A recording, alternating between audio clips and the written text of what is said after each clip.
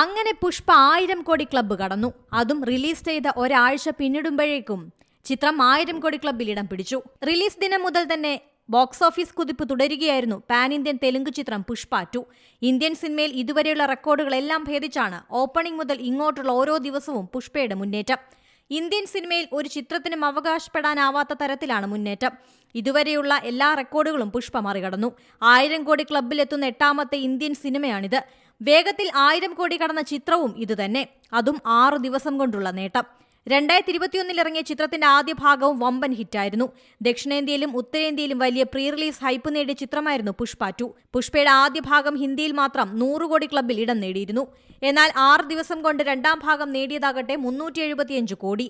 പുഷ്പരാജായി അല്ലു അർജുൻ സ്ക്രീനിൽ നിറഞ്ഞാടിയപ്പോൾ വീണത് വമ്പൻ ചിത്രങ്ങളുടെ ബോക്സ് ഓഫീസ് കളക്ഷനുകൾ കൂടിയാണ്. പുതിയ വാർത്തകളും വിശേഷങ്ങളും ഇനി വിരൽ തുമ്പിൽ. എല്ലാ ഡിജിറ്റൽ പ്ലാറ്റ്ഫോമുകളിലും ഇപ്പോൾ സീ മലയാളം ന്യൂസ് ലഭ്യം.